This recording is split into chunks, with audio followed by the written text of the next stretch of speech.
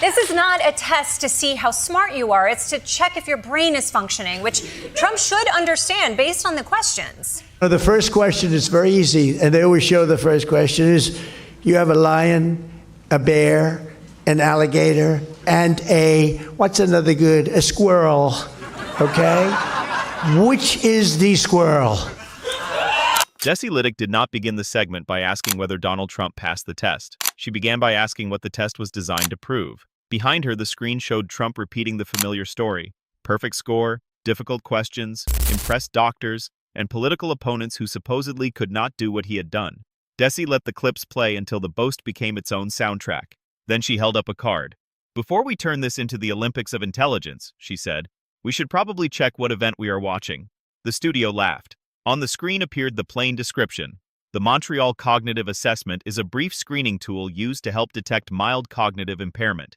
It is not an IQ test. The audience reacted immediately. That was the first hit. Standards is a very standard test, but very tough around those last 10 questions. Not too many people, even in this very room, unlike Newsom, I'll say, this room of geniuses. He said, I'm in a room of dumb people. That was not good. That was not good. You know what happened to him after that? It wasn't a pretty, but I'm in a room of brilliant people, but a lot of you wouldn't have been able to answer those 10 questions.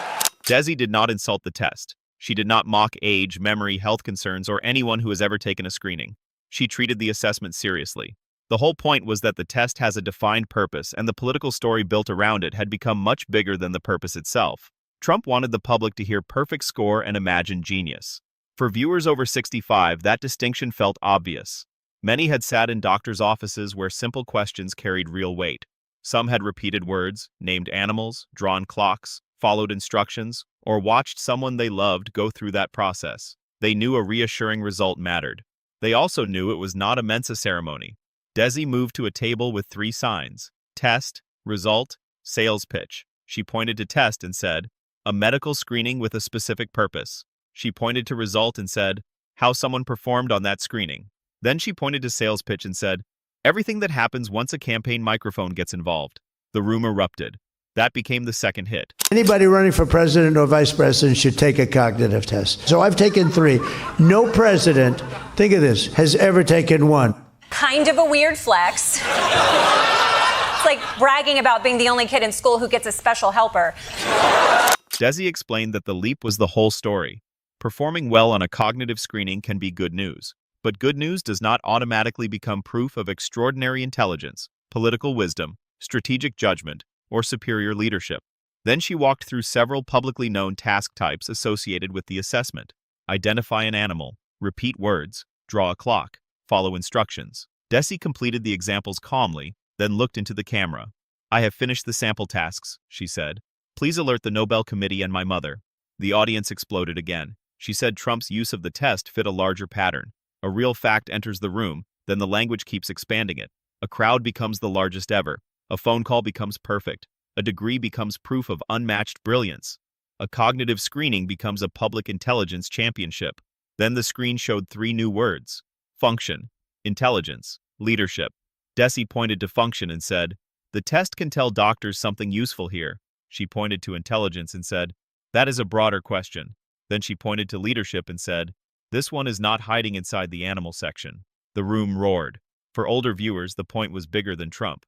They had lived long enough to know that memory and wisdom are different things. A person can remember 5 words and still ignore good advice.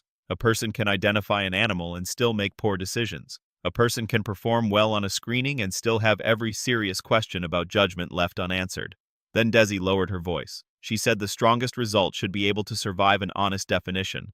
Confidence does not need a medical tool to pretend it measures more than it does. A genuinely reassuring result can simply be reassuring.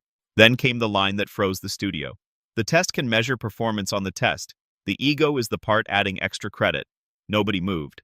Then applause thundered. Desi returned to the original description one final time.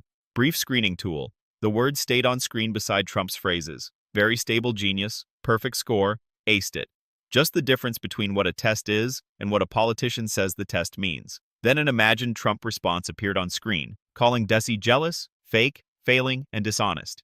Desi read the first line, folded the page, and said, we checked the instructions and somehow the instructions hurt his feelings. Desi returned the claim to its proper size. Passing the screening can be good news, she said. It just does not come with a crown, a throne, or diplomatic immunity from follow-up questions. The crowd roared. Trump had sold genius.